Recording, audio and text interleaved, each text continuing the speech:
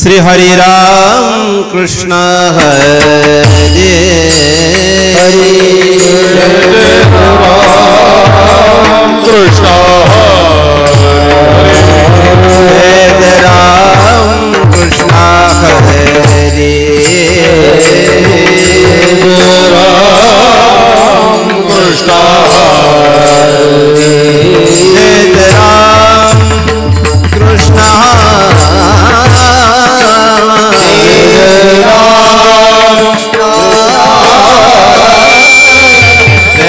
राम कृष्ण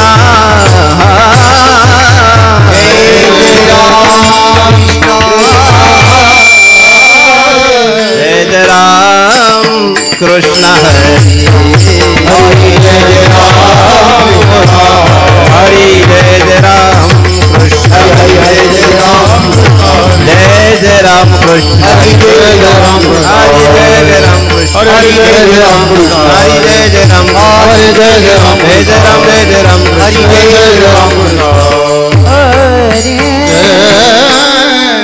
पाहता लोचनी रूप पाहता लोचनी लोचनी रूप पाहता रूप पाहता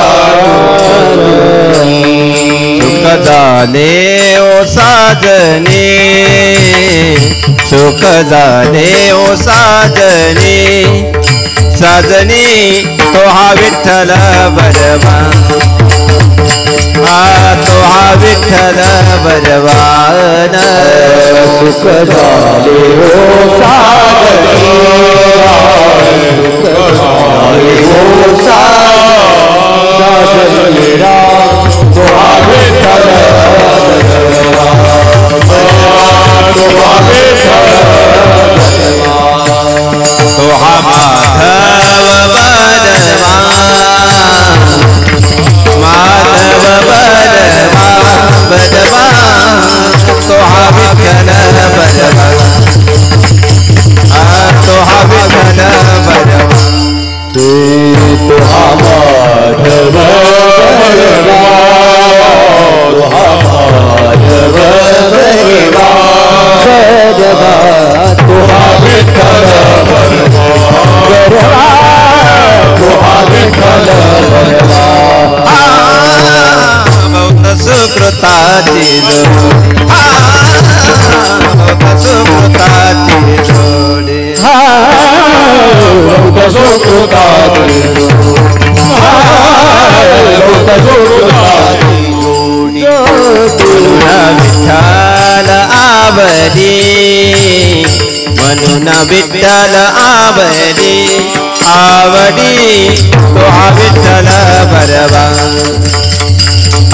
तो हा विठ्ठल बरवान म्हणून विठ्ठली आवडी म्हणून विठ्ठली आवडी तो हा विठ्ठल बरवा बरवा तो हा माधव बरवा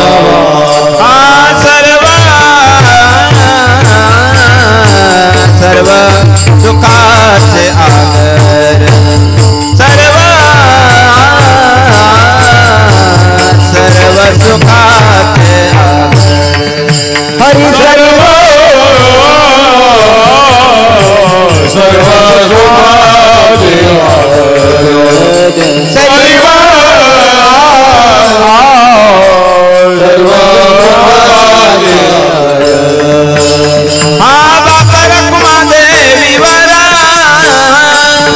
बापर कुमा देवी वरा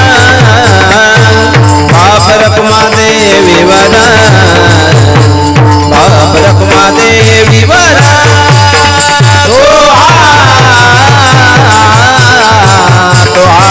विठ्ठल बरवा तो हा विठ्ठल बरवा तो हा माधव बरवा बापर कुमा देवी वरा बापर कुमा देवी वरा बापर कुमा देवी वरा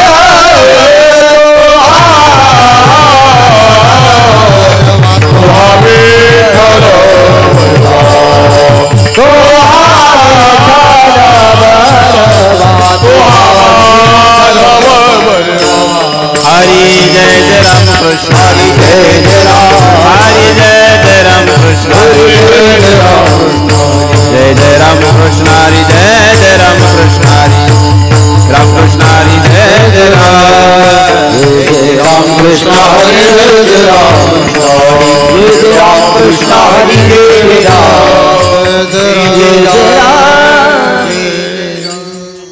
कडूपन गेले तैसे आम्हा केल पांडुरंग तैसे आम्हा केल पांडुरंग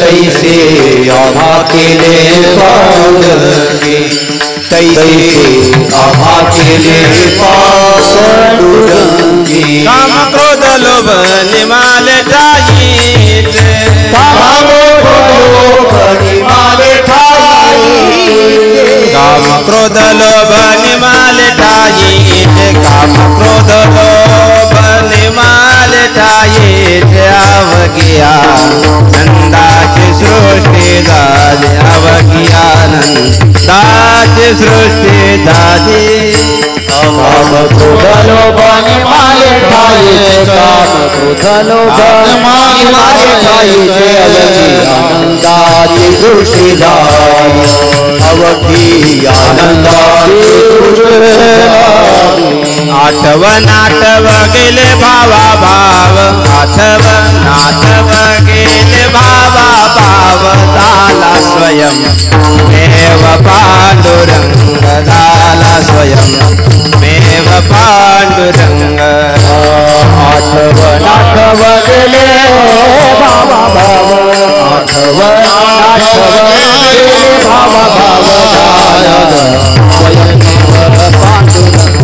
पांडुरंग पांडुरंग स्वयमेव पांडुरंग काम क्रोध लोभ निमाल ठाई काम क्रोध लोभ निमाल ठाई काम क्रोध लोभ निमाल ठाई काम क्रोध लोभ निमाल ठाई काम क्रोध लोभ निमाल ठाई अवघी आनंदाची सृष्टी झाली अवघी आनंदाची सृष्टी झाली क्रोध लोभ निमाल ठाई क्रोध लोभ निमाल ठाई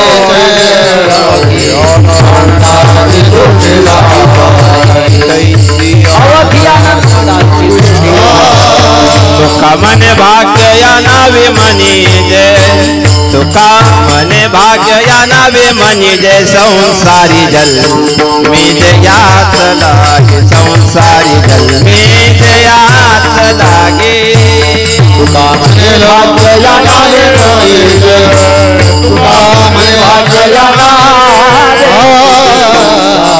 जल मी जयात याची लागे याची काम क्रोध लोभ निमाल ठाई काम क्रोध लोभ निमाल ठाई काम क्रोध लोभ निमाल ठाई काम क्रोध लोभ निमाल ठाई लोभ निमाल ठाई अवघी आनंदाची सृष्टी झाली अवघी आनंदाची सृष्टी झाली लोभ निमाल ठाई आनंदाची सृष्टी झाली अवघी आनंदाची सृष्टी झाली अरे विठोबार कुमाई विठोबार कुमाई विठोबार कुमाई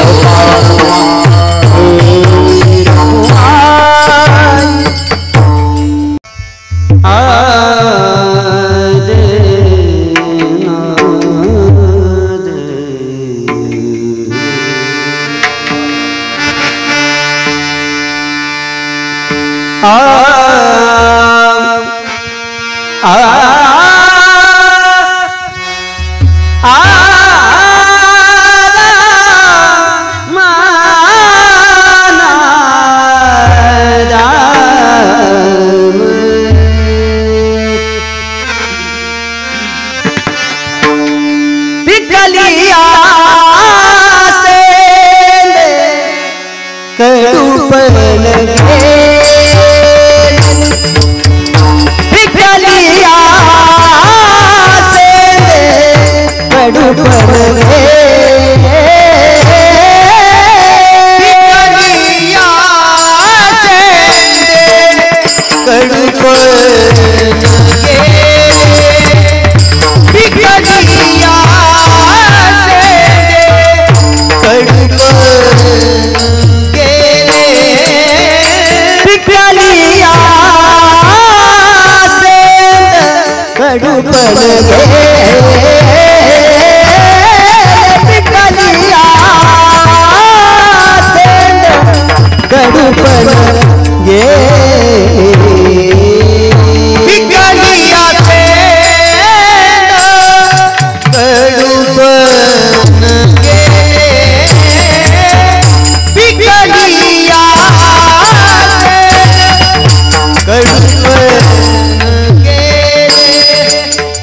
तैसे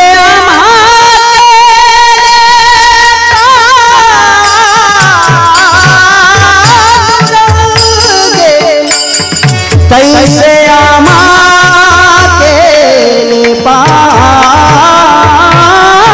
पांडुरंगे तैसे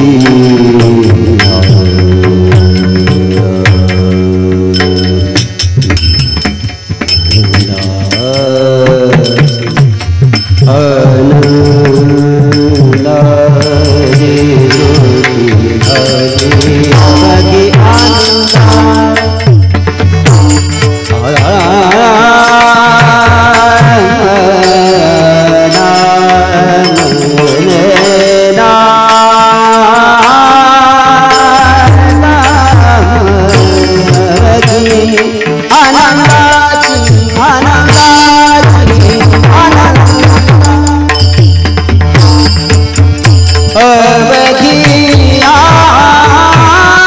आनंदा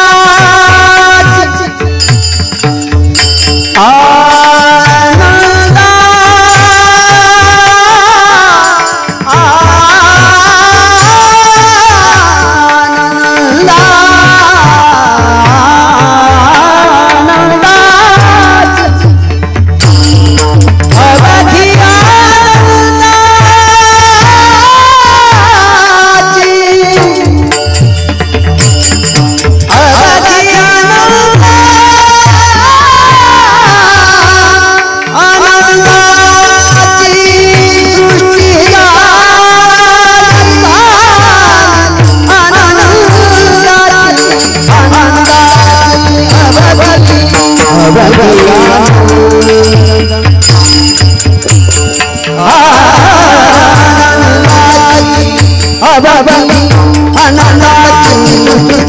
आनंदाची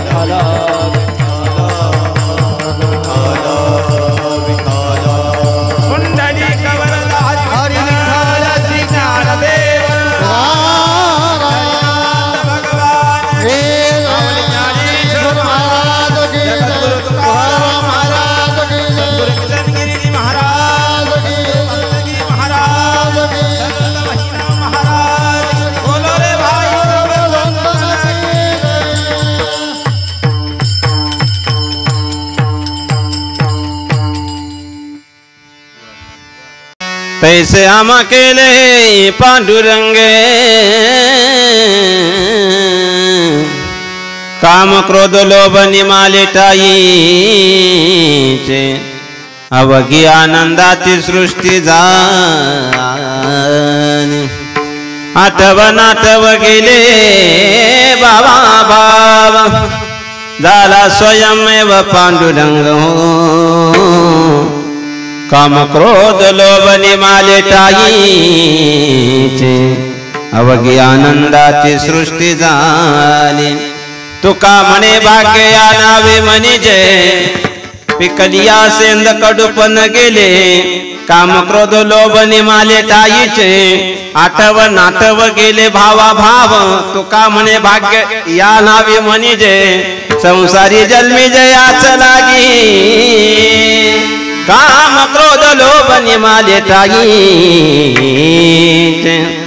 अवघी आनंदाची सृष्टी झाली गंगा विशुद्धं निदपाद प्रशं सर्वेष्टितं चुंबितं पुण्यस्थानं सराले स्थितं तं समाधिस्थमूर्ति नमामि गंगागिरि योगिराजं तपोज्ञान वैराग्य भक्ति स्वरूपं सदालंकृतं साधु संन्यास योग मुख्यश्च वेदांत शास्त्रार्थ नित्य नमो मानिकगिरि ब्रह्मस्वरूपं नमो नारायणगिरि ब्रह्मस्वरूपं नमो किशनगिरि ब्रह्मस्वरूपं महायोग पीठे तटे भीमरत्यं वरं पुंडरीकाय दातु मुनीन्द्रे समागत्य तिष्ठन्तमानन्दकर्णं परब्रह्मलिङ्गं भजे पाण्डुरङ्गं नमो ज्ञानेश्वरा निवृत्ती उदारा सोपान देवा मुक्ताबाई नमो त्रिभुवन पावली अद्यत्र जननी देवाची घ्यावी माझी सेवा दीन दुर्बळाची देवा दीन दुर्बळाची देवा दीन दुर्बळाची देवा माझी सेवा दीन दुर्बळाची देवा दीन दुर्बळाची देवा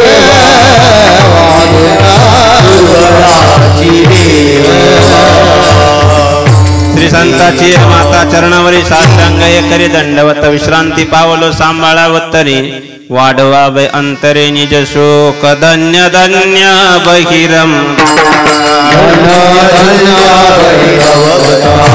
धन्य धन्य बहिरम भटा धन्य बहिरम भटा तुमच्या चरणी ठेवी माता तुमच्या चरणी ठेवी माता तुमच्या चरणी ठेवतो माता तुमच्या चरणी ठेवतो तुमच्या चरणी ठेवतो माता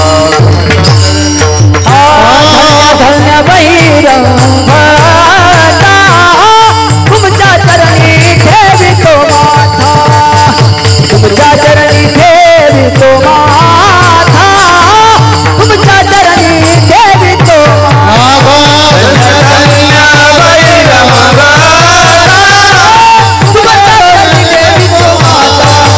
चरणी ठेवितो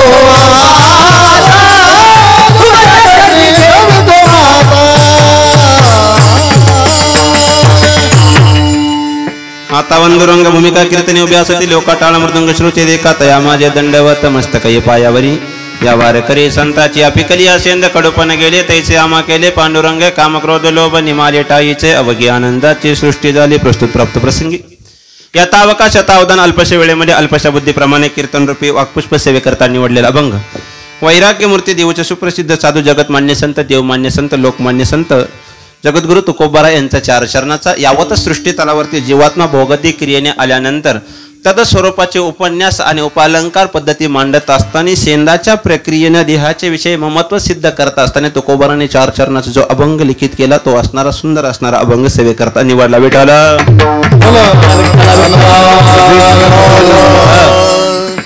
पवित्र असणाऱ्या या गोदातटी प्रांगणामध्ये आपण किम निमित्ताने जमलात निमित्त सर्वांना ज्ञात आहे नृसिंह भगवान नवरात्र उत्सवाच्या दृष्टिकोनातून श्रेय असणारा चालत असलेला हा नामजप उत्सव इथं आल्यानंतर खरंच महाराज पवित्र ते कुळ पावनत्व देशन जेथे हरीचे दास जन्म घेते आणि गोदातट महाराष्ट्रात नव्हे अख्ख्या जगात का पवित्र आहे त्याचं मांगल्य इथं आल्यानंतर पाहायला भेटलं ही या जागेची एक ताकद आहे बऱ्याचशा वेळा बाबांचा माझा असणारा परिचय होतो किंवा फोनाच्या दृष्टिकोनातून असणारं भेट होते अगदी जंगलामध्ये आल्यानंतर साधूची महाराष्ट्रामध्ये एक खासियत बोलतो वारकरी सम्राट मला वेळ फार कमी बघ महाराज 1 तासामध्ये जेवढं पळायचं तेवढं आता शिडीदाशी शेंडे खात्याने तितकं पळायचं भरत महाराज तर पर्याय नाही कारण वेळेच्या पुढे जाऊ नये कारण लांबलेलं कोणालाच आवडत नाही कीर्तन लांबले की पाठीमागची कुरबुर करतात आणि आयुष्य लांबले की माणसं आपल्याला फोन करतात कोणता ग्रंथ वाचलं बाबा जाईल म्हणजे लांबलेल्या यादीत कोणालाच आवडत नाही ज्यांच्या साथीत सेवा शृंगाराची असणारी महाराष्ट्रातील सगळी गुणजन रत्ने परमित्र परमादरणीय या कारेगाव किंवा या तालुक्याचं भूषण आदरणीय मृदंग अलंकार मृदंग सम्राट परमेश्वरजी महाराज असतील आदरणीय असणारा फार आवडता आवाज आणि इतकं गायनाच्या दृष्टिकोनातून इतकं गोड मंजुळ स्वरांची ज्यांनी साथ दिली परमित्र आदरणीय आमचे टेकाळे महाराज असतील आमचे गिरधर महाराज असतील भगवान महाराज असतील विकास महाराज असतील आदरणीय जलभवनचा तर माझा फोनच होतो महाराज वेळेत म्हणलं अगदी वेळेत येणार अजिबात कुठंच जाणार नाही या ठिकाणी गुणीजन सर्व प्रेमाची भजनी मंडळ या ठिकाणी आदरणीय बाबाजी स्वतः उपस्थित आहे ही असणारी या वैभवाची ताकद आहे वाक्य नीट ऐका गादी पुण्याने भेटत असते अन्न मान धन येतो प्रारब्ध आधीनं तारुण्यात सुद्धा परमार्थाचा त्याग स्वीकारला याला साधूचे लक्षण म्हणतात विठाला सहज नाही येत 80 वर्ष सुद्धा म्हणावं लागतं थोडं परमार्थाकडे या मी माझा अनुभव सिद्ध करतो मला अभंग सोडून बाजूला जायचं नाही वृंदावनला थोड्या दिवसाचा कालखंड जास्त नाही वेळ भेटला, 1-1.5 वर्ष कालखंडामध्ये असणारं गुरुवर्य न्यायाचार्य शास्त्रीजींच्या कृपेने, नामदेव शास्त्रींच्या कृपेने गेलो होतो. थोडासा तिथं आज अध्ययन करता गीतानंद सरस्वतींकडे थोडंसं अध्ययन करत असताना कमी वयाची असणारी 2च मुलं होतं आम्ही महाराष्ट्रातून, बाकी सगळे विद्वान महामंडलेश्वर अशी विद्वान साधू तिथं. ते एकाने सहज प्रश्न केला होता मला, म्हणे इकडं. म्हटलं हो. मग एवढ्या कमी वयात काय प्रश्न होता नीट ऐका बघा. परमार्थात काय म्हणे, एवढ्या कमी वयात. म्हटलं कमी वयात सोडा, यावं यात मग आनंद मिळेल. विठाला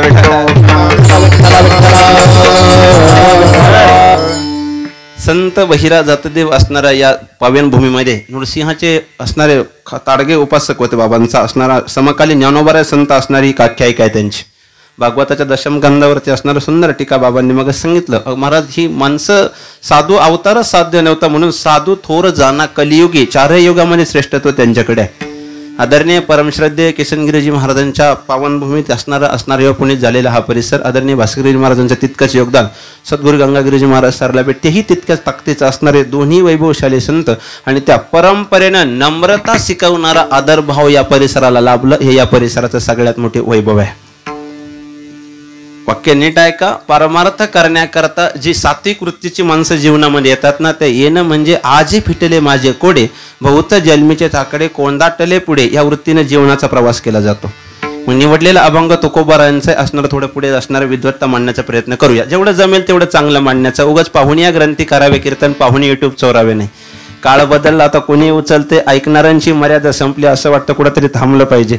यादी नीट ऐका. तुकोबारा शेंदाचं कडू पण जाण्याची अवस्था सांगतात. शेंद कळतं ना, शेंद काय म्हणतात तुमच्याकडे त्याला? हा, शेंदड म्हणतात. त्याची पूर्व अवस्था, कलर कसा आहे? हिरवा, चव कडू आहे आणि स्वभाव कडक आहे. ते पूर्ण अवस्थेला गेलं की स्वभाव मृदू आहे, चव गोड आहे आणि कलर पिवळा आहे. मृदू सभाय नवनीत तैसे सज्जनाचे चित्त. ते शेंद परमेश्वर महाराज 3 गुणाने गुणातीत होतं, तसे 3.5 हाताचं जे शेंद आहे 6 गुणाने गुणातीत होतं. ते कोणते गुण? मग तैसे अमा केले पांडुरंगे. याचा विस्तार 1 तासामध्ये बघायचा. विठाला मानसिकता एवढा व्याप असताना सुद्धा माणसं परमार्थाकडे येतात. याचा अर्थ काहीतरी विशेष जीवनातले त्या ठिकाणी पुण्य आहे. इथे यायला एक वाक्य बोलू. गुरुवर्य भीमसेन बाबा भगवानगडकरांचं एक वाक्य होतं. फार विद्वान व्यक्तिमत्व महाराष्ट्रामध्ये भगवानगडाच्या गादीवरती होऊन गेलं.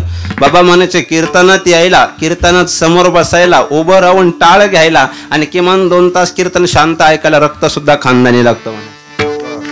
फार मोठ्याल्यांचं वाक्य होतं. आपण त्याचा वापर करू नये. त्यांची योग्यता मज पामर आहे काही थोरपण, पण वाक्य त्यांची बोलायला काय हरकत आहे? ते त्यांचे म्हणून माझं वापरू नये. फक्त हे दुर्दैव कीर्तन करा. काय पद्धतीने विश्लेषण मांडायचं नीट ऐका. या शेंदाची परिपूर्ण अवस्था, पहिली अवस्था आहे जीवाच्या ठिकाणी सुखमय क्रिया. प्रत्येकाला इथं बसल्यानंतर सापेक्ष क्रिया कशाची आहे? बोलत चला पटापटा, जेवढा वेळ भेटेल तसा. रात्रंदिवस चाललेला प्रयत्न सुख सापेक्ष क्रिया करताय. केव्हा भेटतं बरं? फार शुद्ध पद्धतीने मांडूया आपण. लहानपणी आपण लेकराला म्हणतो चांगला अभ्यास कर, पुढचे दिवस कसे जातील? बोलत चला पटापट सुखात जातील. तारुण्यामध्ये पत्नी आली की आपण म्हणतो थोडंसं कष्ट कर, पुढचे दिवस सुखात जातील. वार्धक्याची अवस्था आली की माणसं म्हणतात थोडे हातपाय चालले पाहिजे म्हणजे शेवटचे दिवस सुखात जातील. मग हे सुखाचे दिवस नेमकी येतात कधी कधी विचार केला? सुख सापेक्ष क्रियेच्या दृष्टिकोनातून शेंदाची पहिली अवस्था आत्यंतिक दुःखाची निवृत्ती, परमानंद सुखाची प्राप्ती. थोडंसं चिंतन मांडण्याचा प्रयत्न करूया. मग या सुख या शब्दाची नेमकी कलियुगातली व्याख्या काय? सगळे सुज्ञ मंडळी माझ्या समोर आहे. उगाच भर पावसात मोठ धरत नाही. आपण काय म्हणतो? प्रत्येक जणांची अपेक्षा काय? मला सुख झालं पाहिजे. मग या सुख या शब्दाची नेमकी पारिभाषिक व्याख्या काय होऊ शकते? न्यायशास्त्रामध्ये एक प्रकार आहे तो जनरेशन बिटवीन द गॅप. त्याच्यामध्ये असणे एक विश्लेषण पद्धती असे. मी काय 10वी-12वी नापाचं कीर्तन करणे. बऱ्याचशा लोकांचा असा भ्रम असतो की इकडं नाही मग तिकडं. अजिबात नाही. वेल एज्युकेशन असणार, ते परफेक्ट माइंडसेट असला तरच कीर्तनाची परंपरा. कारण कीर्तन आता माध्यम त्या पद्धतीने इतकं फास्ट झालं. जमाना 5G चालाय. कीर्तनकार BSNLचे चालणार नाही. माझा काळ कळतंय ना. जमाना 5Gचा, कीर्तनकार BSNLच्या चालतील का? अपडेट व्हावा लागेल. इतका अपडेट व्हावा लागेल. नाही गेला तो काळ आपुला तो एक देव करून घ्यावा. कीर्तनकार देवाचा नाही झाला आणि देवही त्याचा नाही झाला. शेवटापर्यंत तेवढ्याच अभंगावर त्याचा देह ठेवला आणि शेवटी त्याच्या 10व्याला जो कीर्तनकार आणला त्याने सुद्धा अभंग तोच घेतला, आपुला तो एक देव करून घ्यावा. ही चालणार नाही, इतकं अपडेट व्हायला लागेल त्या दृष्टिकोनातून असणार एक पोकळे सांगितले. सुखाची सापेक्ष व्याख्या जर करायला गेली यजुर्वेदाच्या 14व्या स्कंदामध्ये क्रियामान साधना मांडत असताना साध्या भाषेमध्ये त्याची व्याख्या करतो. प्राप्त क्रियेच्या ठिकाणी भोगाधिक कर्म करत असताना दुःखाचा क्लेश सुद्धा जीवाकडे न बाधता केलेली साधना म्हणजे सुखमय कोश तया नाम सुख. विठाला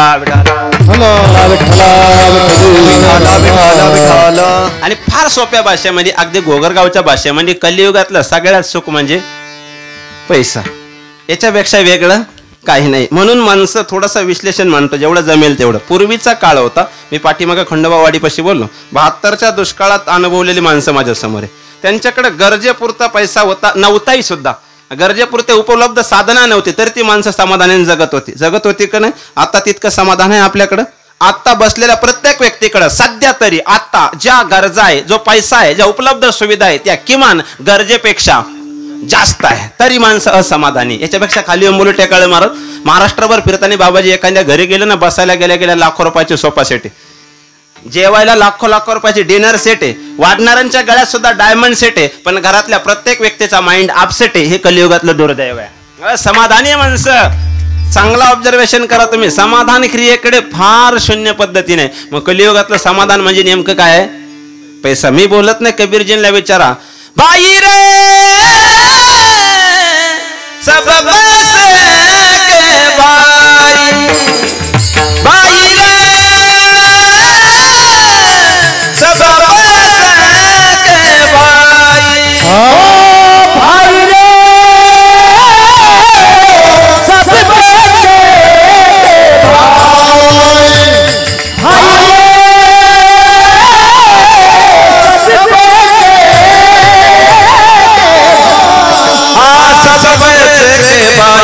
दिल का साथी नहीं कोई, सब बसे बाई, दिल का साथी नहीं कोई.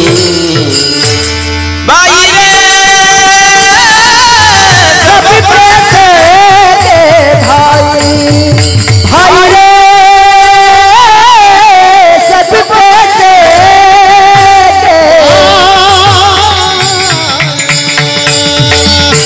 सगळे हेच आहे.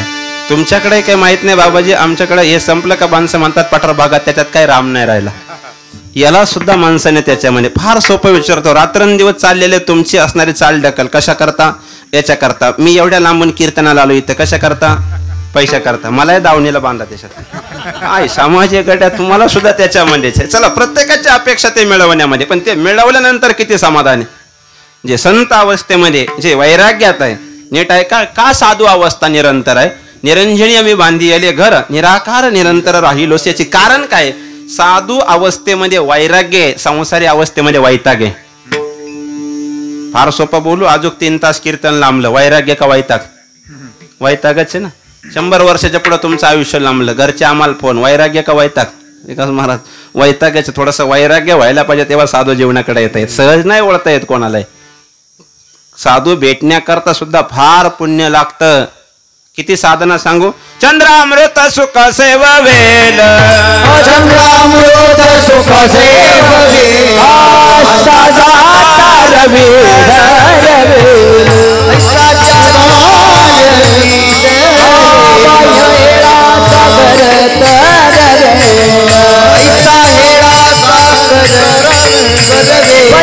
साधू भेटी न होई देगा, ऐसे कैसी आने भेटतील साधू, ऐसे कैसी आने भेटतील साधू. असे इतकी सुज्ञ गडी पाहिजे, इतकी तरबेज. फक्त अडतासा ओढून घेतला पाहिजे. वेळ कमी असलो तितके टेक्निकल पाहिजे. नाही तर तू का म्हणे मेलो सांगता नाही तर मग येरती माईक दुःखाची जननी. 2 दुःखाला तर सामने जावं लागतं कीर्तन करायला. चला, मला यादी मांडायची. प्रत्येकाची अपेक्षा सुका करताय, पण तितकं समाधान नाही. कोट्यावधी मिळालं तरी समाधान नाहीये जे संत अवस्थेमध्ये. मग किती समाधानी व्हायला पाहिजे? थोडंसं असणारं गॅप मानतोय का? जुनी माणसांकडे आपल्या इतक्या पूर्ववत सुविधा नव्हत्या. रोड मला होते का? अजिबात नाही. त्यांच्याकडे जे वतीने राहण्याची पद्धती साधी होती. किमान दुसऱ्याचे कपडे घालून लग्नात जायची इतकी दुर्बल अवस्था होती त्या काळामध्ये. होते की नाही? 72च्या दुष्काळात इतकी अवस्था होती की नाही? मी राजकीय वाक्य बोलतो, थोडंसं फक्त अंगावर ओढून घेऊ नका. 72च्या दुष्काळात जेवढे पाझर तलाव झाले तेवढेच पक्के. हा मी आधीच बोलतो, माझं कीर्तन म्हणजे 5G आहे. BSNL ला रेंज इतकं खाली मला बोलता येत नाही. बाकीचे जेवढे तलाव झाले ना, सकाळी मंत्री नारळ फोडून गेले. 31 मेचा धोधो पाऊस आला, मंत्री ज्या रस्त्याने गेले तलाव सुद्धा त्याच रस्त्याने गेला. तेनेची पण ते चालू जाताना. हा जनरेशन बिटवीन द गॅप आहे. पूर्वीचा काळ होता महाराज, किती समाधान होतं. पौर्णिमेचा चंद्र त्या व्यक्तींना घरातून बाहेर जाऊन बघायची गरज नव्हती, इतका भाव होता. म्हणून ही जे जंगलामध्ये सुद्धा इतकी वास्तव्याने ताकद तयार होती ना, हा आपला महाराष्ट्रातील असणाऱ्या गोर गरीब किंबहुना भावनिक किंबहुना भाविक जनतेचा असलेला भक्तिविषयीचा हा प्रभाव आहे. मी फार एक विद्वानांचं वाक्य ऐकलं होतं. झोपडी जरी असेल ना जुनी, पती पत्नी जरी दिवसभर काबाड कष्ट करत असतील ना परमेश्वर महाराज, तरी ते संध्याकाळी आल्यानंतर त्यांच्या झोपडीमध्ये कोपऱ्यामध्ये कुठंतरी 1-2-4 विटा रचलेल्या असतील, त्याच्यावर एक असणारं जुनं कापड काव्याने टाकलेलं असेल, कोणत्या तरी आराध्य दैवताचा एक फोटो तरी जुना तिथं असेल, आणि केलेल्या रोजच्या भाकरी तुकड्यातून काव्याने चौकणभर नैवेद्य आणि दिवा लावल्याशिवाय ते जेवत नाही. महाराष्ट्रातील जनता एक वेळेस सुविधांच्या अभावाशिवाय राहू शकते, पण भक्तीच्या प्रभावाशिवाय राहू शकत नाही. ही ताकद आहे आपल्या महाराष्ट्राची. विठाला विठाला विठाला विठाला. आणि हा भक्तीचा काय प्रभाव येतो या ठिकाणी आल्यानंतर कळतं. किती जंगलामध्ये आहे, किती कोपऱ्यामध्ये साधूचं निरंतर. महाराष्ट्रातील तत्वपुराणांचा जर अभ्यास करायला गेला ना, तर प्रत्येक ठिकाणी ज्या ठिकाणी साधू अवतार धारण झाला ते त्या ठिकाणांचा सर्वे करायचा. एकतर एकांतवासी आणि गंगा स्नाने हे 2च पुरावे सापडतात. काय सापडतं? एकांतवास आणि गंगा स्नान हे 2च पुरावे सापडतात. तुम्ही सर्व तीर्थांचं चांगलं ऑब्झर्वेशन करा, निरीक्षण करा, पाहुण्या ग्रंथी करावे कीर्तन. याच प्रक्रिया जर दोन्ही काय करू शकतात, एकांतवासच का गंगा स्नानच काय, कळी काळाला सुद्धा भेव त्या दृष्टिकोनातून निर्माण करायचा असेल तर या साधना गरजेच्या आहे. कोणत्या साधना गरजेच्या आहे तुमच्या करता? काळ सारावा चिंतने एकांतवासी गंगा स्नाने, काळ सारावा चिंतने एकांतवासी गंगा स्नाने. देवाच्या पूजने प्रदक्षिणाया तुळशीच्या, युक्त आहार विहार नेम इंद्रियाची चार, हा नसावी वासर निद्रा बहुभाषण. देवाच्या पूजने दक्षिणा तुळशीच्या, युक्त आहार विहार नेम इंद्रियाची चार, युक्त आहार विहार नेम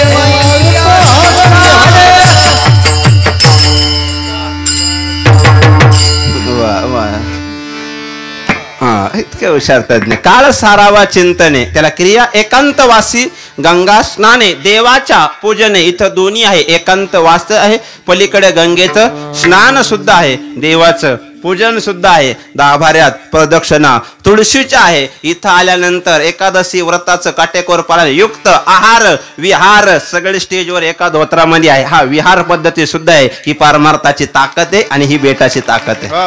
मी आल्यानंतर कोणत्याही ठिकाणी गेल्यानंतर बुवा धोरणात असावा. नारायणगिरीजी महाराजांचे एक वाक्य होतं, किमान बुवा धोरणात असावा, त्याला त्या प्रक्रियेचं जाण असावा आणि त्या भौतिक परिस्थितीचा किमान अभ्यास तरी त्याला असावा आणि ती भौतिकता मांडता यावी. सांप्रदायाची प्रणाली म्हणजे सुखाच्या दृष्टिकोनातून मला सिद्धांत मांडत होता. ती माणसं जुनी होती, झोपडीत राहत होती, झोपडीत. एवढ्या अभ्यंगातून पुढे जायचं आपल्याला. किती समाधान होतं त्यांच्याकडं. मला वाटतं तुकड्यादाची एके ठिकाणी वर्णन करतात, भूमीवरी पडावे आकाश पांघरावे, वाऱ्यास वेली जावे या झोपडीत माझ्या. किती आनंदी आनंद, किती आनंदी आनंद या झोपडीत माझ्या. एवढा आनंद होता. आता 5-5 आहे महाराज, पण नाही. फडशीवरी पडावे स्लॅपकडे पाहावे, मणक्यात गॅप यावे या बंगल्यात माझ्या. ही अवस्था आहे आपली. समाधान नाही महाराज. मग कोणत्या दृष्टिकोनातून? जीवाला घातक अवस्था आहे दुःखाची. पहिली अवस्था उद्विग्नता. एवढंच दृष्टांत सांगतो आणि मला अजून 5 प्रकार पुढे मांडायचे. उद्विग्नतेची सरळ सरळ व्याख्या काय? क्रियाधिक क्रियेमध्ये भोग कर्माच्या ठिकाणी, जीवाच्या ठिकाणी एखादी क्रिया जर घडली आणि त्या क्रियेने जर दुःख उपभोगायला आलं तर तो जीव त्या क्रियेच्या ठिकाणी पुनर्प्रक्रिया करत नाही. याला उद्विग्नता म्हणतात. फार सोपा विचारू. आपल्या हिंदू संस्कृतीमध्ये एक म्हणे, ताकाने पोळलं का दूध सुद्धा फुकून पितात. खरंय? हेच बरं आहे. मी म्हणलं नीट ऐका, मी नावाने आवडे बोलून अवघडे. मी म्हणलं ताकाने पोळलं का दूध फेकून पेतात ते म्हणते अगदी खरं आहे. ऐकणारे किती सुज्ञे, इतकी हुशार आहे ऐकणारे. मी त्या दिवशी बोलून गेलो घोटीमध्ये घोलेबाबांच्या समोर कीर्तन होतं. म्हणलं बाबा ऐकणारे फार हुशार झाले. म्हणलं कसं काय, तुम्ही काही सांगा तरी ऐकतात म्हणे. बाबा असल्या म्हणे कसं काय. म्हणलं रामायणामध्ये ज्यावेळेस भगवान कृष्ण परमात्म्याला ज्यावेळेस राग आला त्यावेळेस हनुमंतरायाला सांगितलं जाऊन लंका जाळणे, ते म्हणले खरं आहे. रामायणात कृष्ण घातला तरी खरं आहे म्हणून आमचं बरं आहे. काय ऐकत आहे कुठे ऐकणं. देव धर्म सांधी पडिले सकळन विषय गोंधळ.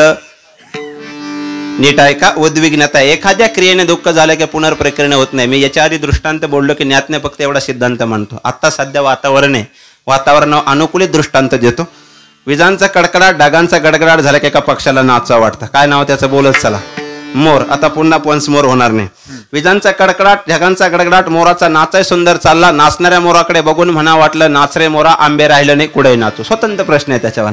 एक तासाने कडकडाट गडगडाट थांबला. मोरही नाचणारा शांत झाला. नंतर लक्षात आलं खिशामध्ये 5Gचा मोबाईल होता. व्हिडिओ गॅलरी ओपन करून मोराची सुंदर चित्रफित आपल्या मोबाईलमध्ये कैद असायला पाहिजे होती. नंतर आता कडकडाटही थांबला, गडगडाटही थांबला, नाचणारा मोरही जागेवर थांबलाय. नंतर व्हिडिओ गॅलरी ओपन केली, कॅमेरा क्लिक केला आणि शांत असणाऱ्या मोराला विनंती केली, मोर मोर वन्स मोर. मोर म्हणला no more, it's one more. एखाद्या प्रक्रियेने जर दुःख झालं तर जीव त्या प्रक्रियेकडे पुन्हा जात नाही. याला शास्त्रीय भाषेमध्ये उद्विग्नता म्हणतात आणि आपल्या सांप्रदायिक भाषेमध्ये त्याला उद्वेग म्हणतात.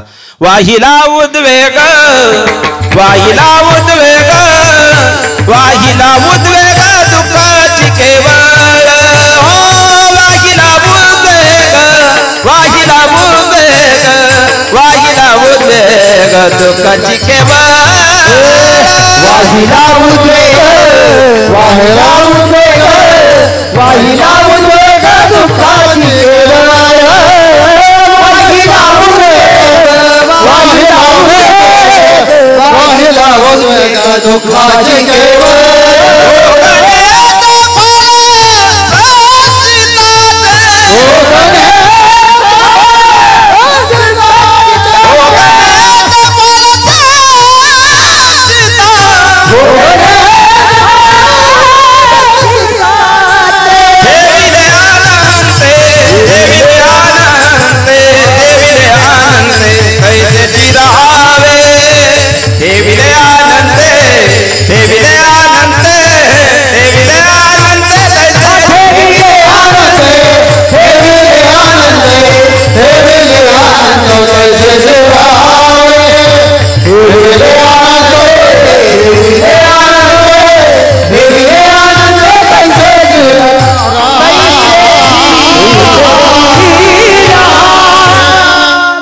पहिली अवस्था सांगितली दुःख.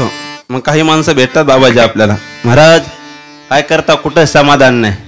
किती भेटल्यावर समाधान, याच्याकरता एक सिद्धांत सांगतोय का. जुना दृष्टांत गुरुवर्य विठ्ठल बाबा घोले आळंदीमध्ये असताना सांगायचे, पाठाला असताना. एका सावकारानं मुनीमला बोलवलं, मुनीमला जवळ बोलवलं. दृष्टांत सपके सिद्धांत करता अतिशयोक्ती अलंकारामध्ये वक्त्याला शम्य असतो. ही वारकरी संप्रदायाची प्रणाली, किमान तेवढं तरी बाणमाला आहे. आणि सांगितलं म्हणे आपली संपत्ती मोज. कोणाला सांगितलं, मुनीमच म्हणतात ना हाताखाली त्याला. त्या मुनीमने संपत्ती मोजायला सुरू केली. मायबाप 3 दिवस संपत्ती मोजायला गेली. 17 पुढे संपत्ती गेली का शास्त्र असं सांगतं अनंत शब्द लिहावा. ही एक न्यायशास्त्राची पद्धती आहे. त्या सावकाराला एवढं सांगण्यापेक्षा मुनीम थोडासा हुशार होता. तो म्हणला, सावकार आपल्या 7 पिढ्या बसून खातीन एवढी संपत्ती, ऐकल्यावर समाधान व्हायला पाहिजे का दुःख. बोला ना, समाधान. आपल्याला नित्य उठवणी खावयाची. अगदी खाली येऊन बोलतो, जरी झाला संन्यासी तरी माध्यानाशी. या प्रक्रियेतून जावं लागते. कोणालाही सुट्टी नाही त्याच्यातून. अन्न या दृष्टिकोनातून प्रत्येकाला जावं लागतं. टीचं बरं पोटासाठी किंवा हा केवढ्या आटाआटी यादी त्याच्यातून चुकत नाही. मग त्याला ते 7 पिढ्या बसून खातीन ऐकल्यानंतर सावकाराचा चेहरा पडला. मुनी म्हणला, सावकार 7 पिढ्या बसून खातीन एवढं म्हणलं, तुम्हाला समाधान व्हायला पाहिजे, चेहरा का पडला. नाही म्हणला, तू बोलला तेच टेन्शन आहे. म्हणलं काय टेन्शन आहे. नाही म्हणला, तू बोलला तेच टेन्शन आहे. काय 7 खातीन मला इतकं खरं आहे, पण 8वीचं काय होईल म्हणलं. हे अर्ध्या हळकोंडाने पिवळे झालेले मला. विद्वान नाही, ईदवान म्हणा यांना. ईदवान, विद्वान नाही, ईदवान. जे विद्वान म्हणजे मध्ये बोलत नाही, ईदवान मध्ये बोलल्याशिवाय राहत नाही. ही एक प्रणाली. मग ते मुनी म्हटला, हे डोक्यात मोडेले. म्हणला 7 पिढ्या बसून खातीन तरी याला उद्विग्नता आहे म्हणे. म्हणलं मग काय करा. म्हणे तुला जर 8व्या पिढीचं काय होईल सावकार हे जर ऐकायचं असेल तर त्या टेकडावर जा म्हणे, एक विद्वान साधू ते उत्तर देतील म्हणे. साधुक पण जाताना रिकाम्या हाताने जाऊ नये. शास्त्र असं सांगतं, गुरु आणि साधू दर्शन कधीही रिकाम्या हाताने घेऊ नये. अभ्युत्थानम अधर्मस्य या क्रियेला पात्र व्हावं लागतं. म्हणजे काही का बना तो भाव त्या ठिकाणी समर्पित करावा, काहीतरी दान पुण्य त्या पद्धतीने समर्पित करावं. एक शीत दिदलिया अन्न होय कोटी कोळांचे उद्धरण. इथं दान करणार. दुसरा मुद्दा मी सांगणार तो दानाचा, पण मला आधी यादी सांगू द्या. त्याने असणारे फळं घेतली आणि सावकार त्या साधूकडे गेला. समाधान सांगतोय पहिल्या शब्दा दृष्टिकोनातून. गेल्यानंतर असणारं त्या साधूचं असणारं निद्रा अवस्थेमध्ये पडलेले होते. काय खातो आम्ही कासया संगती ही अवस्थेमध्ये विद्वत्तेमध्ये असणे शांत पडलेले होते. त्याने असणारं दर्शन घेतलं. साधूने असणारं दर्शने प्रशस्ती पुण्यपुरुष हा जसं शास्त्रामध्ये वर्णन सांगितलं. पुण्यपुरुषाच्या दर्शनाने सुद्धा पापांची होळे होते किंवा पुण्यवंत व्हावे घेता सज्जनाची नावे. इतकी ताकद त्या दर्शनामध्ये असते. कर्मधर्म सहगणे, पण त्याची एक निरंतर साधना सांगतो.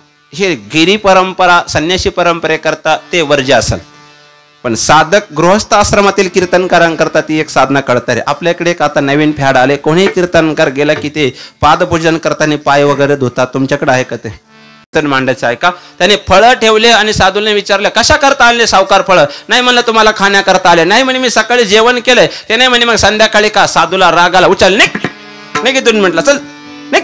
ते घाबरलं महाराज. महाराष्ट्रातील सगळी साधू परंपरा थोडी शीघ्रकोपी. मी जवळून अभ्यास केलेला आहे. आपली परंपरा शीघ्रकोपी. वृंदावनकडे थोडी मावाळ अवस्था आहे, पण आपली महाराष्ट्रातली साधू परंपरा थोडी शीघ्रकोपी. तरी ज्ञानोबराय वगैरे ही मंडळी त्यातून वर्ज होती. जे खळांची व्यंकटी सांडो तिकडे तत्वज्ञान नाही मांडायचं. आपल्याला मूळ मुद्दा काय? त्यावेळेला त्याने सांगितलं घेऊन निघला साधू महाराज. त्या साधूने बोललं होते सावकार पिशवी घेऊन निघलं. साधूचं अंतकरण होतं. म्हणे कशा करता आले होते सावकार? नाही म्हणे जाऊ द्या, ज्याच्या करता आलो होते ते उत्तर मिळालं म्हणे. तुम्हाला कळालं? नाही कळालं मग ते सांगतो ऐका. त्याने विचार केला, जो सकाळी जेवल्यानंतर रात्रीच्या जेवणाची चिंता करत नाही त्याला 8व्या पिढीचं समाधान विचारायचे. कोणत्या पद्धतीचं जीवनामध्ये समाधान आहे? चांगल्या पद्धतीचा विचार जीवनामध्ये करा. आत्यंतिक दुःखाची निवृत्ती पहिला मुद्दा आहे. दुसरा मुद्दा, का दुःख भोगावं लागतं? आता वेळ जे कमी पडेल, कारण 6-6 तास कीर्तन करायची सवय आपल्याला परंपरेमध्ये. 1 तासात शिडी शेंडे खाते तेवढंच पळायचं आपल्याला. पण थोडंसं मांडतोच ऐका. जी माणसं जिवंतपणे दुसऱ्याचं समाधान बघून जर अंतकरणात दुःखी होत असतील तर सरळ नोट करून ठेवा, ते जिवंतपणे नरक भोगताय. मग त्याच्याकडे तेवढे, मग माझ्याकडे नाही तरी समाधानी का राहायचं? त्याला सरळ सिद्धांत सांगतो. त्याच्याकडे जेवढं श्रीमंती त्याच्या मोबदल्यात माझ्याकडे जर गरिबी आहे, पण त्या श्रीमंतीच्या मोबदल्यात त्याच्या वाट्याला किती दुःख आहे, त्याच्या मोबदल्यात गरिबी असताना माझ्या वाट्याला किती सुख आहे, याचं कम्पेअर करणारी माणसं जीवनामध्ये कधीच असमाधानी राहू शकत नाही. विठाला विठाला आणि रुसावे न लगे बहुता आपुलिया संचिता वाचनीय. दुसरी अवस्था आहे शेंदाची, दान. काय घडलं पाहिजे इथं? भाग्य मारा लेने को हरिनाम देने को अन्नदान या दृष्टिकोनातून इथं अन्नदान घडतंय. जे घालतात ना ती माणसं भाग्यवान आहे महाराज. आणि एक वाक्य बोलतं बाबाजी, जी माणसं जिवंतपणे अन्नदान करतात, तार्किक शास्त्रामध्ये एक पुरावा आला, ती मेल्यानंतर स्वतःच्या ठिकाणची अन्नाची व्यवस्था करून ठेवतात. हे असणारं सगळ्यात मोठं भाग्य आहे ज्यांच्याकडून जिवंतपणे अन्नदान घडतं. मी रामायणातला पुरावा देईन, पण आता तेवढा वेळ नाही, कारण वारकरी संप्रदायाची प्रणाली मार. इथं बोलताना वक्त्याकडे प्रमाण आणि पुरावा असावा. नसेल पुरावा त्याला नेऊन पुरावा. विठाला विठाला विठाला हा यादी नीट आहे का? काय घडलं पाहिजे जीवनामध्ये? दान. किती घडलं पाहिजे? किमान गरजेपुरतं तरी घडलं पाहिजे. आणि नाही घडलं तर त्याचा पुरावा देतो, म्हणजे थोडं डोक्यात येईल. जा महाभारताकडे. विद्वान राजा होऊन गेला महाभारतामध्ये. काय नाव त्याचं? तुम्हीच सांगा. एवढ्या लांबून कशाला बोलवले बाबांनी तुम्हाला? त्याच्या करतात ना. दुर्योधन विद्वान होता. दुर्योधन, कंस, रावण ही काही कमी ताकदीची माणसं नव्हती. मला कधी कधी सिंहावलोकन करत असताना, स्टडी करत असताना एक ऑब्झर्वेशन सापडतं महाराज, ही काय कमी उंचीची माणसं होती जी देवाला विरोध करू शकत होती, देवाची पत्नी चोरू शकत होती. शिशुपालासारखा व्यक्ती जर देवाला 100 शिव्या देऊ शकत होता, एवढ्या कमी ताकदीची होती. फक्त नीती आचरणाच्या बाबतीत थोडी ढासळली म्हणून त्यांची तितक्या ताकदीने नावं नाही घेतली जात. नाही तर देवाच्या तोडाची माणसं आहे ना. जो रावण देवाला मरत नाही तो सामर्थ्यशील कमी आहे का? चांगले विचार करा बरं. 100 शिव्या देईपर्यंत आपण सहन करतोय. इथं गाडीतून असणारा पाण्याचा थुंका जरी गाडीवर उडाला तरी गाडी हायवेला आडवी लावून भांडणं करताय माणसं. एवढा सहनशीलता आहे का आपल्याकडं? काय पद्धतीची ताकद असून सिद्धांत मांडायचा आहे. दान घडलं पाहिजे. दुर्योधनाची एक वृत्ती होती, नीट आहे का? त्याच्या घरी कोणी दान मागायला आलं की आमचे गुरुवारी बाबा सांगायचे की तो असा बोटाने दुसऱ्याची घरं दाखवायचा. नकुल, सहदेव, धर्मराजा, कुंती, हाय बरेच गावात आहे अशी माणसं असतात. कुणी याचक मागायला आला का त्याला म्हणतात जाय महाराजाच्या घरी जाय, गायकाच्या घरी जाय, त्यांना सवय ती दान करायची. आपण स्वतःला भाग्यवान समजायचं. नीट ऐका, जी माणसं मागणाऱ्याला याचकाला जर तुमचं घर दाखवत असेल तर तुम्ही स्वतःला भाग्यवान समजायचं. तो नास्तिक असताना सुद्धा त्याला एवढं पक्का माहिती आहे का या व्यक्तीच्या दारातून कोणी रिकाम्या हाताने जाणार नाही. ही जीवनात कमवलेली श्रीमंती आहे. काय पाहिजे याच्यापेक्षा? याचकाच्या दृष्टिकोनातून आपण त्याला देतोय का? फार सोपं सांगतो, दान करत जा जीवनामध्ये. का देवानं तुम्हाला देणाराच्या यादीत ठेवलं आणि त्याला मागणाराच्या यादीत ठेवलं. या दृष्टिकोनातून दान करायचं. मग दुर्योधनाचा सिद्धांत सांगतोय का? दुसरी अवस्था आहे सेंदाची, काय? दान परिपक्व पद्धतीनं. दुर्योधनाने असणारा जंगलामध्ये शिकारीला गेला. नुसता धृतराष्ट्राच्याच वेळेस जंगलाला आग लागली असं नाहीये. दुर्योधनाच्या वेळेस जंगल पेटलं होतं. कर्मधर्म सहगणे 3 दिवस त्याला वानप्रस्थ स्वीकारावा लागला. त्या ठिकाणी अन्नमय कोशाच्या दृष्टिकोनातून खाण्याकरता काही नव्हतं. सर्व असणारी त्याच्यातली सेवा मंडळी बाजूला निघून गेली आणि त्यानं असणारं 3 दिवस भगवान परमात्म्याचा धावा केला. वाक्य नीट आहे का? राक्षस नास्तिक वृत्तीची होती पण परमार्थ म्हणजे आस्तिक होती. नाही कळालं तर सोडून द्या, जाऊ द्या, मला विश्लेषण तिकडे मांडायचं नाही. दुर्योधनानं देवाचा धावा केला. भगवान परमात्मा विप्र अवस्थेमध्ये प्रसन्न झाले त्याला. बघा त्या दशमकंदामध्ये पूर्ण वर्णन आहे त्या दृष्टिकोनातून. भगवान परमात्मा प्रसन्न झाल्यानंतर देवाने विचारलं काय मागायचं माग.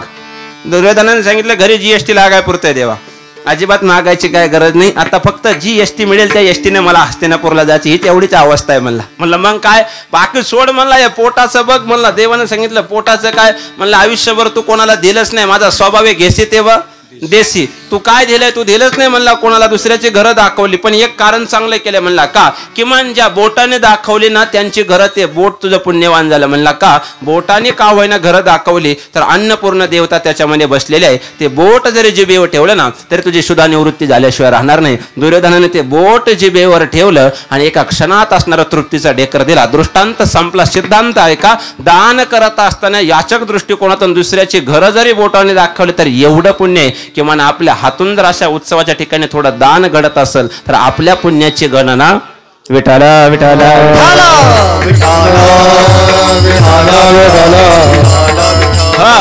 मग माणसाने दान केलं पाहिजे. तुकोबाराने सुद्धा काकड्यामध्ये सांगितलं ना, कर जोडून विनवितो थोर लहाना दान हे तुले द्या मज दिना म्हणे तुकया बंधू राम राम म्हणावं. दान मागितलं ना मग दिलं पाहिजे दान. कितव्या वर्षी दिलं पाहिजे संसारातलं दान? दुर्दैव कलियुगातले माणसांनी या प्रक्रियेतून बाहेर निघून दान केलं. आपण त्याच्यातून राहून करत नाही. त्यांनी त्या प्रक्रियेच्या ठिकाणी धर्म जागा ठेवला. संसाराच्या नावे संसाराच्या नावे संसाराच्या नावे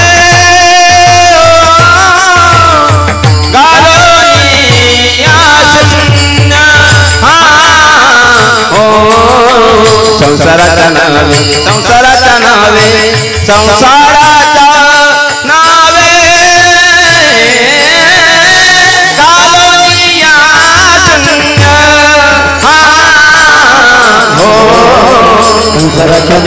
संसाराच्या नावे संसाराच्या नावे संसाराच्या नावे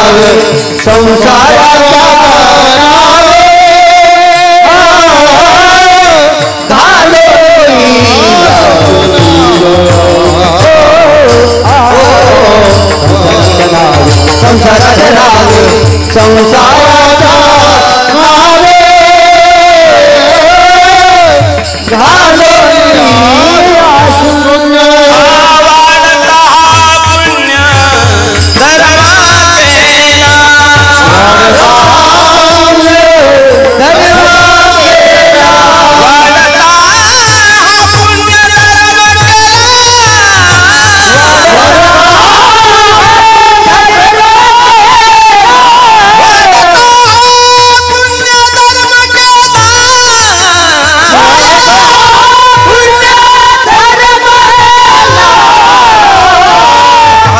धर्म केला वाढता हा पुण्य धर्म केला वाढता हा पुण्य धर्म केला. हरि भजनिये हरि भजनिये हरि भजनी है दवारी है जगा हरि भजनिये हरि भजनिये हरि भजनी है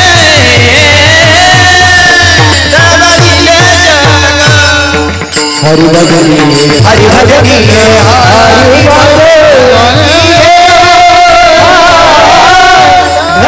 भजनी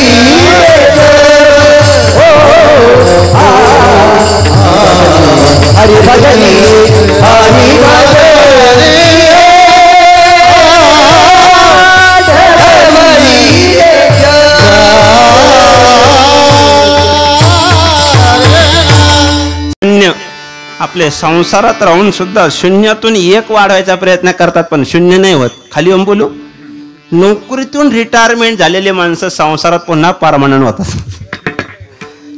जाणत्या माणसाने, परमेश्वर महाराज एक सिद्धांत सांगतो, जाणत्या माणसाने बसल्यापैकी वयाच्या 50व्या वर्षी संसारातून काढता पाय घ्यावा. कित्या वर्षी? बोला बोला. 50व्या वर्षी. कुलगुरू वशिष्ठांकडे राजा दशरथाने तक्रार घेऊन गेला आणि धाय मोकलून रडत होता, माझा एक केस पांढरा झाला, मला राज्य मुलांच्या स्वाधीन करायचंय. किती केस? एक.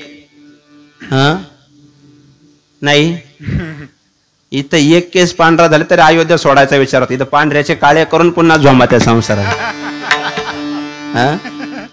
50,000 किंवा 50 या दृष्टिकोनातून विश्लेषण भाग गौण आहे. पण आता कलियुगातलं आयुष्य जर 100 आहे तर त्यातले बालपणी गेले नेता, तरुणपणी विषय व्यता, म्हातारपणी प्रवर्तले चिंता. 50 झोपेतच गेले, उरलेले 50च राहिले.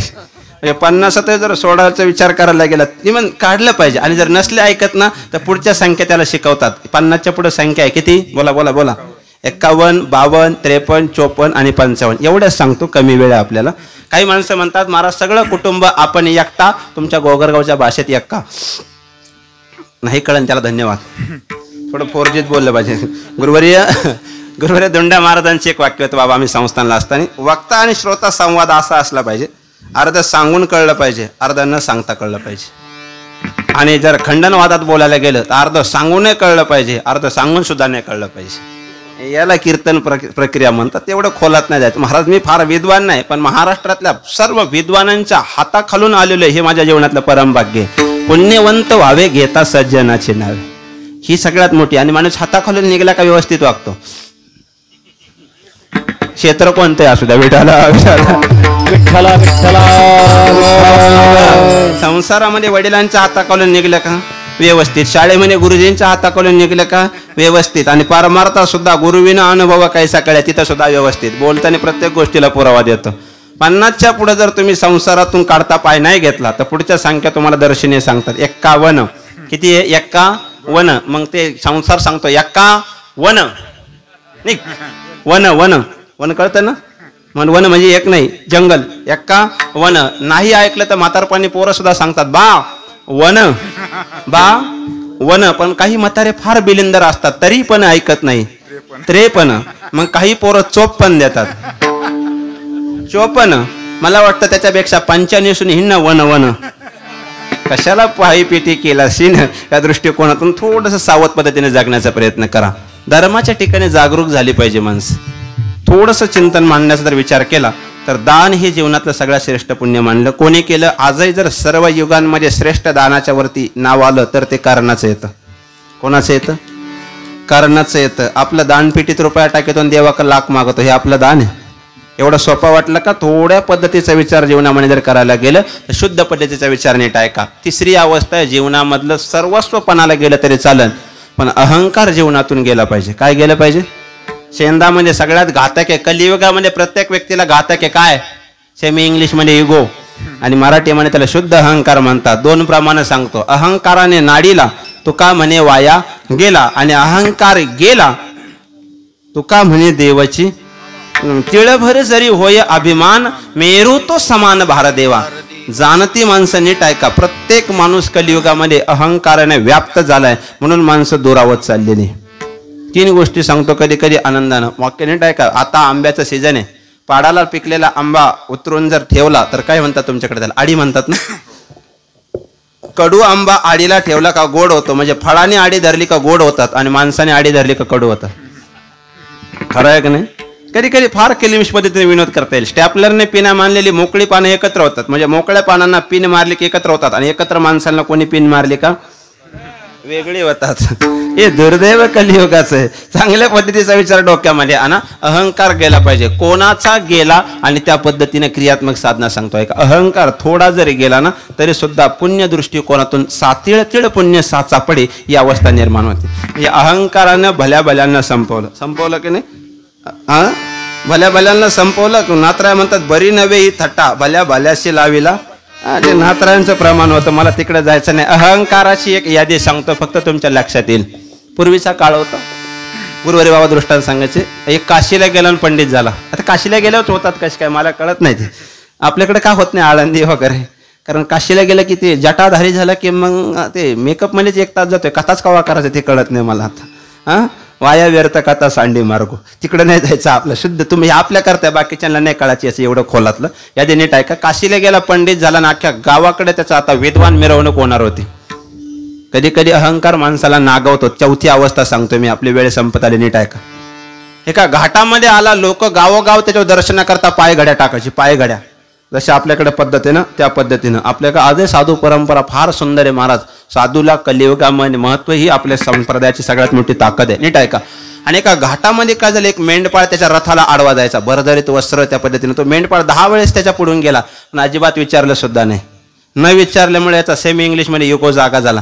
म्हणला गावोगावची लोक फोन करून विचारताय कुठपर्यंत आलोय, काय पाय घड्या टाकताय, आणि हा 10 वेळेस आपल्या पुढून गेला तरी हा साधा पायाला सुद्धा वाकला नाही. अहंकाराने नाडीला. तो म्हणला कोण आहे तू? म्हणला मेंढपाळ आहे. म्हणला काय करतो? मेंढ्या वळतोय. म्हणला मला ओळखतो का? काय गरज आहे मला ओळखायची? हात अतिप्रेमात आवाज. काय गरज आहे ओळखायची? कोण आहे? म्हणला साधू असू शकतो. म्हणला काय शंका आहे त्याच्यामध्ये?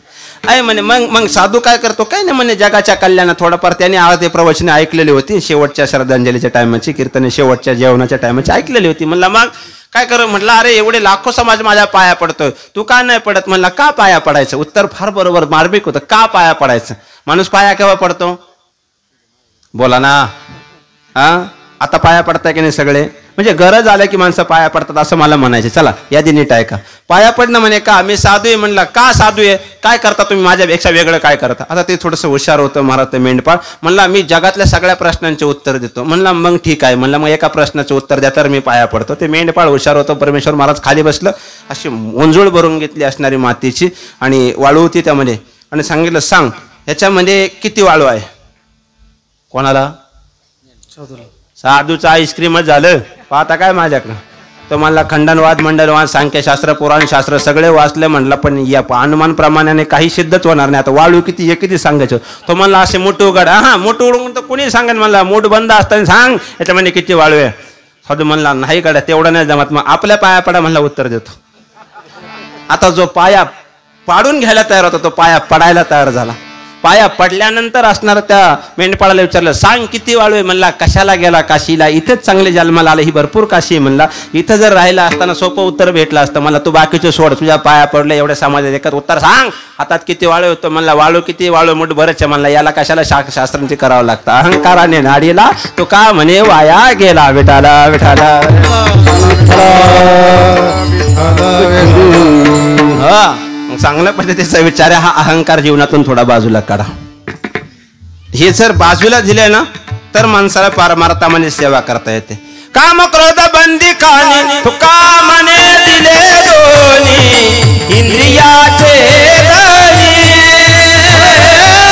आम्ही झालो गोसावी.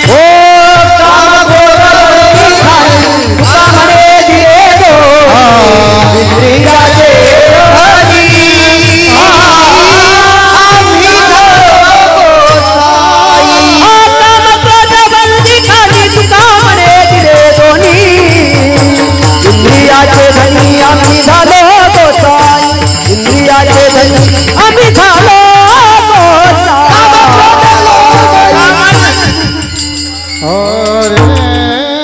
बस बस. काम क्रोध